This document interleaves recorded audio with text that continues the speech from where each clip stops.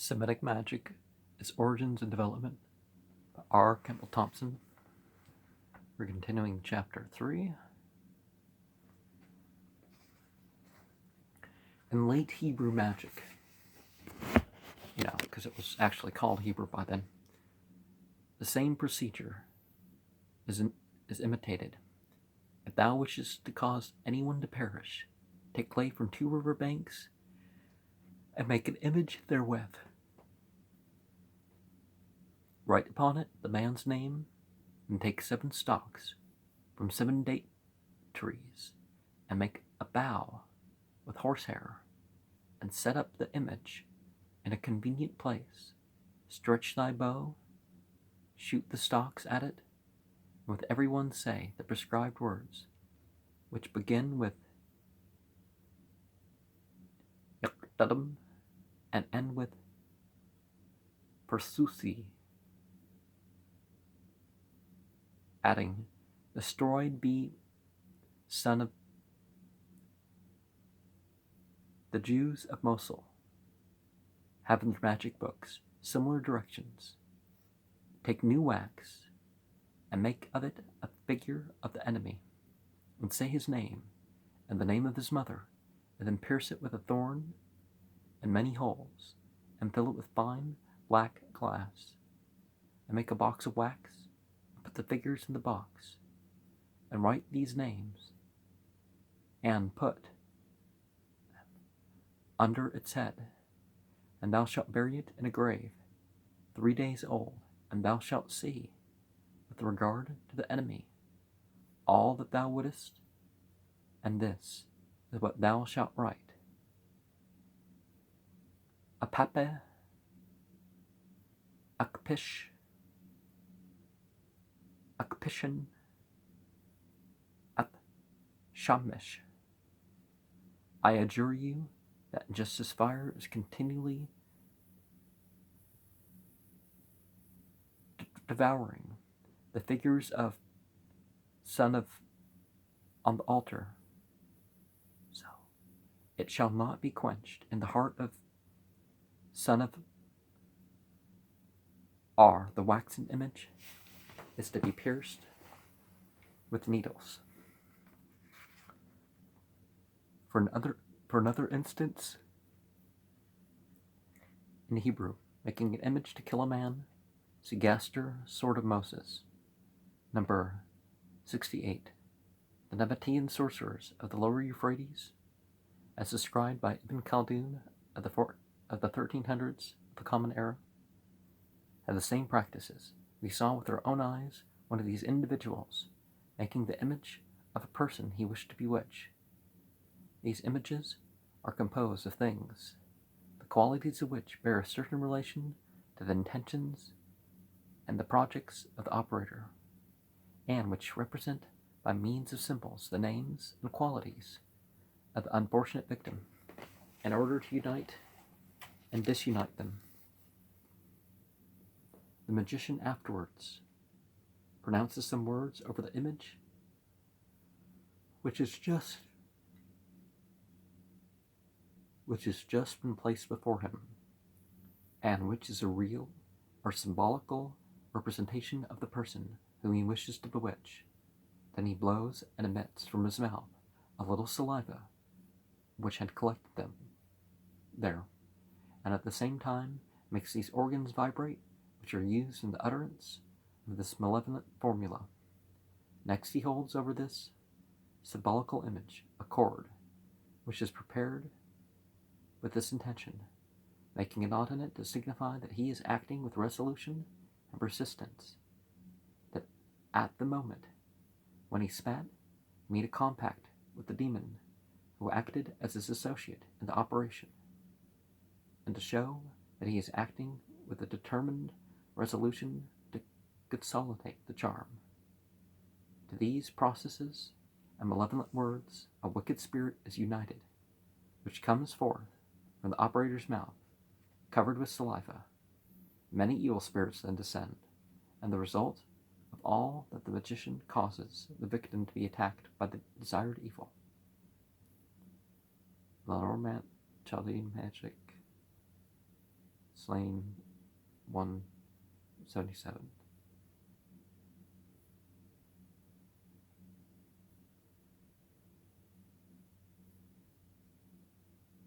To come down to quite modern times, examples may be cited from the customs of various races. The Malays believe in this in its simplest form, molding a figure of their enemy in the wax of a deserted honeycomb, and mixing therein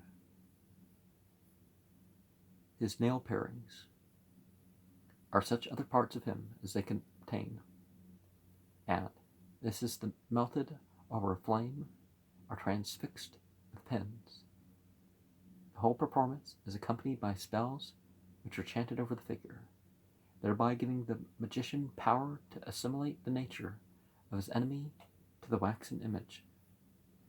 It is necessary to repeat all the numerous well-known cases of this form of superstition, which supplies an intelligible and workable base from which it is easy to observe a gradual development in the idea underlying the whole principle of sympathy and magic.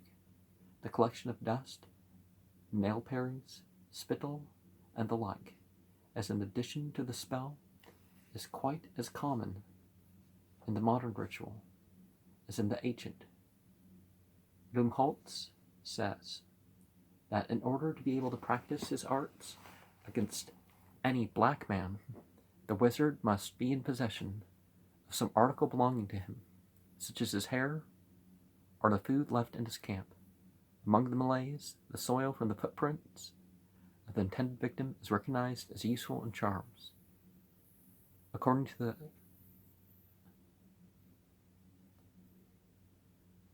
to Al-Muslimin, Al-Samari, when he cast the golden calf of the Israelites, took dust from the hoof prints of the horse of the angel Gabriel and threw it into the mouth of the calf, which immediately became animated. Similarly is the late Hebrew charm for killing an enemy. Take dust from the grave of a murdered man who may have been slain with iron, and take water from 3 wells which are not in sight of each other, and knead the dust with the water, and make it into a cake, and throw it into the house of thine enemy, saying, as this lord of the dust was slain, so may son of be slain. And an Assyrian charm, the dust from a temple is an ingredient. Something in Surah 2 was the note, but I'm not sure if the Samari story in that respect was, I think it's from somewhere else. Don't quite remember where, though. But it doesn't mean that he didn't turn the statue into some sort of whistle, that if the wind blew just right, it made a low sound. And there were people who can do that, and people still can do that without, the magic charm, but they did, animating it spiritually, perhaps. Another Hebrew charm, this time for a woman that has been separated from her husband through enchantment and wishes to rejoin him, runs, thou shalt take a hair of the woman, and a thread which she hath bound on him, and dust from beneath her feet, and a little coriander seed, and thou shalt put them in a piece of cloth, and bind it with the aforementioned thread, and hang the cloth in a place under which the man is, and put the coriander seed upon the man, and thou shalt say, Anasin, Anasin, Ataten, Ataten. Do you subdue and bring, daughter of swiftly, swiftly, swiftly, with speed, with speed, with speed, at once, at once, at once, and then shall she come without a doubt. And I'm not sure what anusin means. I'm not sure what Datin means either. A hard T, and the Arabian Solwan or drought that makes the mortar forget his grief consists of water with which is mingled dust from the grave. Again, the use of spittle and magic is well known from the miracles in the New Testament, and many instances of its use are given by Fraser. Now, if someday I might be able to find James George Fraser's The Golden Bough 12th set again. It's quite expensive, and it's not a priority for that cost. Doty relates how a young mother, an Arab woman, brought her wretched babe and bade him to spit on the child's sore eyes. In the Talmud, Maimar says, the superior of the witches told me that when a person meets any of them, he should mutter thus, may a potsherd of boiling dung be stuffed into your mouths, you ugly witches. May hair with which you perform your sorcery be torn from your heads, so that you become bald. May the wind scatter the crumbs wherewith ye do your divinations. May your species be scattered, and may the wind blow away the saffron you hold in your hands for the practicing of sorcery. Among the rabbis, 3 things were said respecting the fingernails. He who trims his nails and buries the parings is a pious man. He who burns these is a righteous man, but he who throws them away is a wicked man. For mischance might follow should a female step over them. And some people in the Christian world, there are people who believe each fingernail should be cut into 3, and mainly you step away from your home and away from your garden, and you trim the fingernails is just the main way that the whole thing is said. But mainly you put them out of the home, and you don't put them in your garden. It's the main, yes, that's the main superstition. Well, yeah, it's kind of, you don't want them on your living room floor and all that. A prayer in Ethiopic, published by Littmann, shows the same fear. Save us, O Lord our God, by the power of thy names, from all keepers of magic art, who corrupt the soul, and who make poisons with skin and pillows, with sweat and the nails of our hands, and the hair of our heads, and the nails of our feet, and with the hair of our eyebrows, and the hair of our clothes, and the hair of our girdles,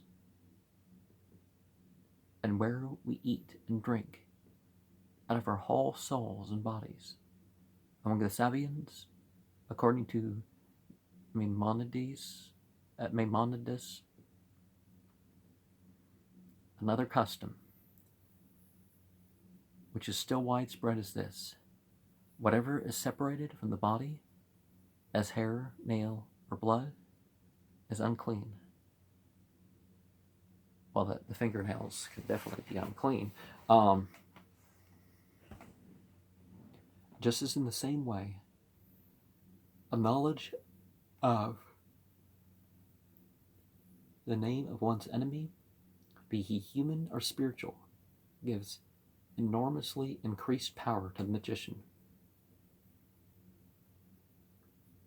The natives of many modern savage tribes are, I should have left out the word savage again, why he feels like he has to put that, are afraid to disclose their names, lest some enemy should hear it and thereby lay them under a spell. An Australian black is always very unwilling to tell his real name, doubtless through fear of sorcerers.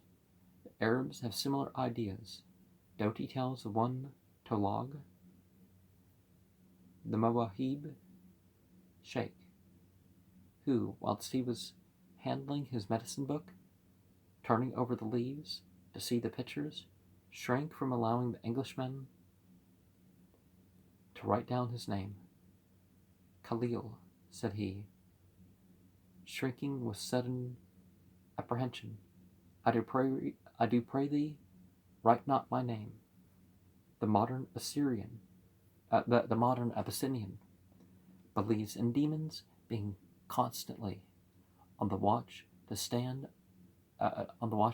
a Christian's name if they can. And it is in the custom to conceal the real name by which a person is baptized, and to call him only by a sort of nickname, which his mother gives him on leaving the church. The reason for this is that the Bauda or possession cannot act upon a person whose name he does not know.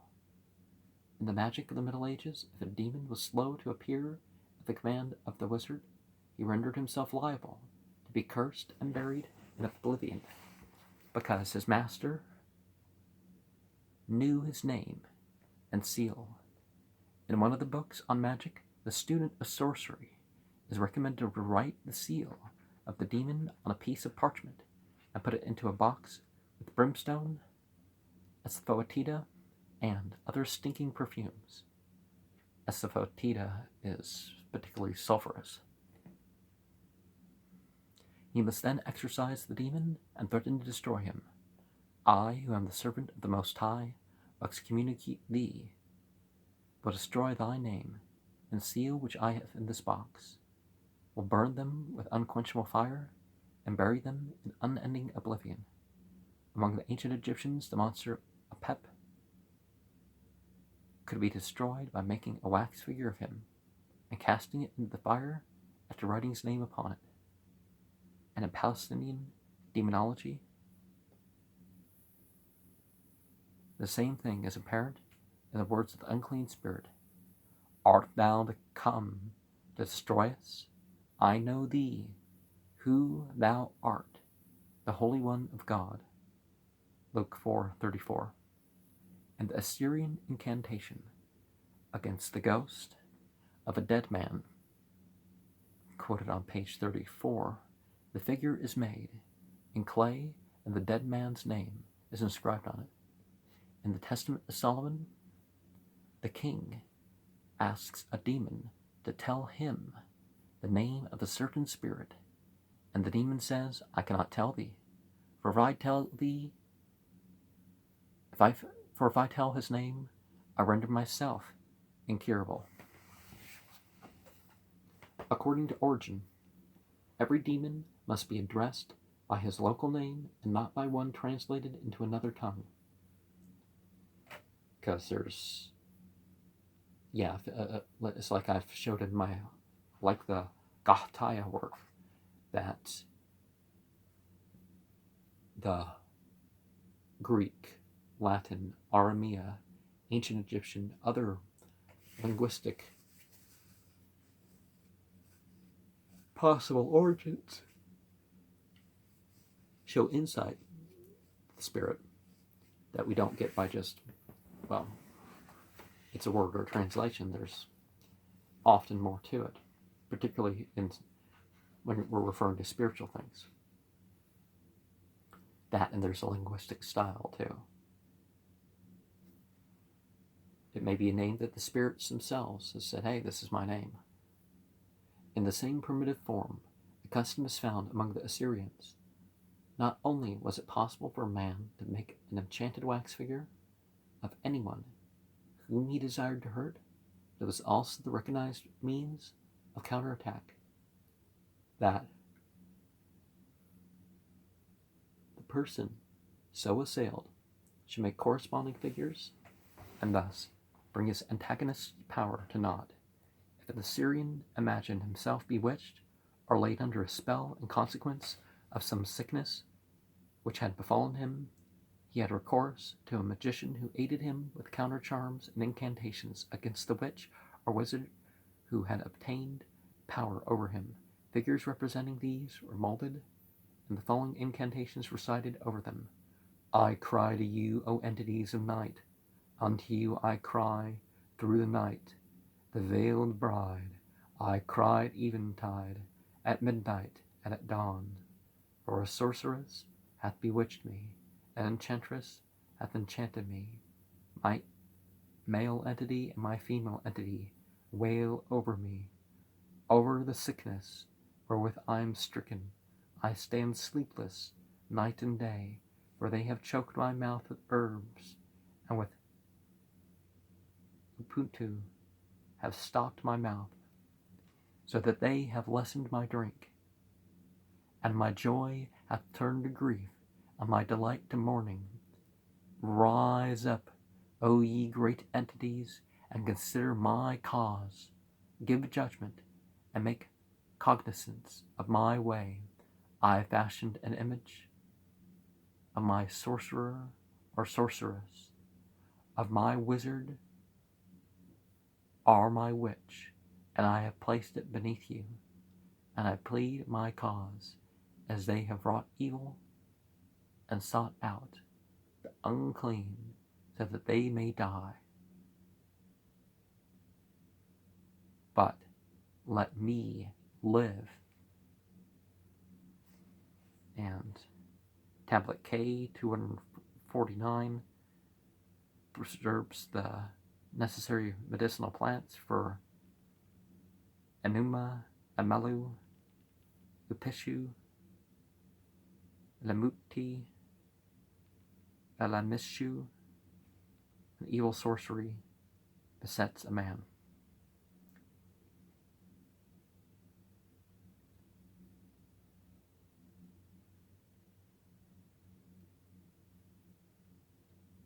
Further on in the tablet, the magician continues his spell thus. I close the pass, I shut the wall, I restrain the magic of the whole world. Anu and Natu have sent unto me. Whom shall I send to the mistress of the desert?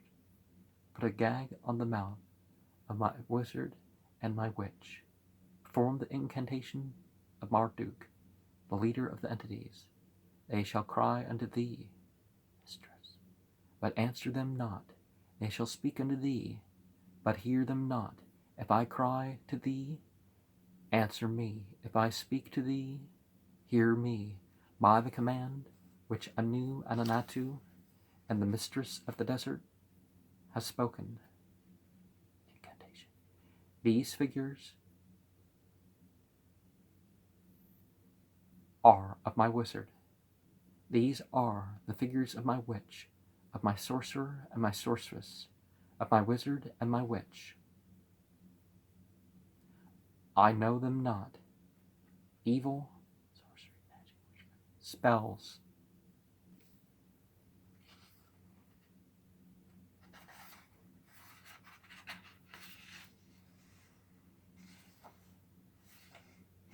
Fire entity. Judge, who defeated the wicked and the hostile. Overcome them that I be not destroyed.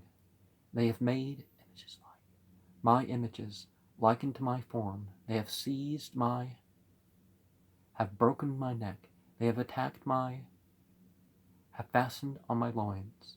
They have weakened have taken away my courage.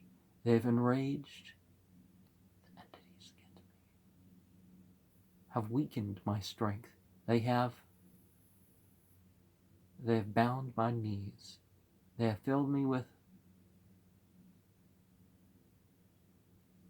and pain. They have made me eat. They have made me drink. They have poured on me. They have anointed me with the salve of evil plants. As a corpse, they have looked upon me. They have laid the water of my life in a grave. They have enraged against me. Entity, king, lord, and prince. Thou, O fire entity, that burnest my wizard and my witch, that destroyest the iniquity of the seed of my wizard and my witch. It is thou that destroyest evil. I call on thee like Shamash the judge. Give me a decision. Judge my cause. Burn my wizard and my witch. Devour my enemies. Dissipate my foes. Make thy dread light reach them. Like water from a skin bottle in a leak, may they be brought to an end. Like the hewing of a stone, may their fingertips be cut off. By thy mighty command that cannot be changed, and thy true favor, which cannot be altered, perform the incantation. The ceremony ends by burning the wax figures of demons. The wizard is also accused of having delivered the figure of the sick man to a corpse, or having shut it within a wall, or under the threshold, or at the entrance of a wall, or on a bridge, that men might trample on it, or having buried it in the hole of a canal digger, or in a gardener's channel, or having delivered it to the power of Labartu, the daughter of Anu, or to the fire entity, the son of Anu. And it's well known that there's worship of fire entities among the Hindu race.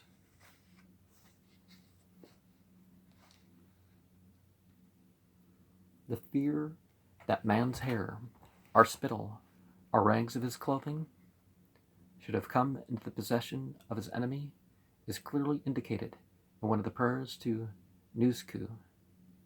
Those who have made images in my shape, who have likened them into my form, who have taken of my spittle, plucked out my hair, torn my garments, or gathered the cast-off dust of my feet, may the warrior fire entity dissolve their spell.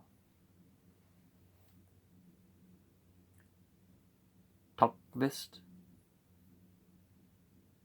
Maklu tablet, the entire point of this passage has been missed by Tokvist and Jastrow in his Religion, page 286.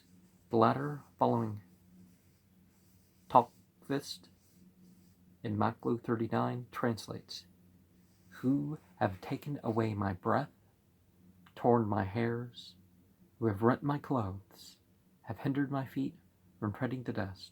The Syrian for these lines is Rute Elku Sharte Im Lusu Uline Evtuku Atepku Abrate Shepe Echpushu. But the last phrase, literally the passing of the dust on my feet, surely must refer to the common custom of taking the dust from the footprints and kneading it into the image. The meaning of the word Shepashu is uncertain, but from Eper, Shepe'a, Shapsu, together seems to be fairly correct.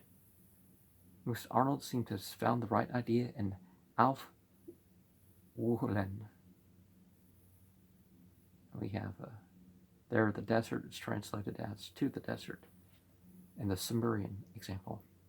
What is more, we have a full description of such vestigia as to help in magic in an incantation text. The sorcery of spittle, which is spat forth evilly by the mouth, the bond of sorcery bound evilly, the shaving of the side, ditto of the body, the parings of the nails, rag, strip, an old shoe, a cut lace, refuse, which hath made atonement on the body, food, which the body of a man hath digested, food, which in eating hath been rejected, water which had been left over in drinking, evil spittle which the dust hath not covered, the air of the desert hath not carried off. In a list of plants which appear to have magical significance, one of them is prescribed in the dust of a man's tread, probably an amulet, and another in the dust of the great Kemeti or Kashipte. The supplement might use tallow, bronze, clay, bitumen, dung, wood, or other materials for his little images, and these were then cast ceremoniously into a brazier that the fire entity might consume them. O mighty fire entity, dread light of day, that guidest aright both entities and princes, that judgest evil men and women, rise up in judgment with me, like the warrior sun, grant me a decision, judge my cause, burn up my sorcerer and sorceress, devour mine enemies, bring to naught my foes, and may thine awful light overcome them. Maklu, Tablet 2, a psalm to Ishtar, although full of phrases such as found in the so-called penitential psalms, shows what the intention of the sick man is: put an end to the evil bewitchments of my body. The third tablet of the series, Maklu, from which the preceding charms are taken, contains a more elaborate ceremony than either of the two preceding. The same images are made, but they are being placed in the model of the ship, which was then broken into pieces, probably after being placed in a basin of water.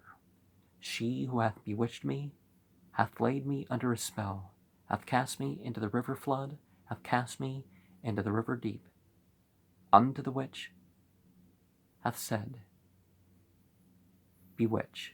Unto the enchantress hath said, enchant. May this be as her ship. Like this ship may she be wrecked. May her spell be wrecked, and upon her image may it recoil. May her cause fail, but let mine succeed. My ship, the moon entity, hath fitted out. Between its masts it carries release. Sorcerer and sorceress sit therein. Wizard and witch sit therein. Enchanter and enchantress sit therein.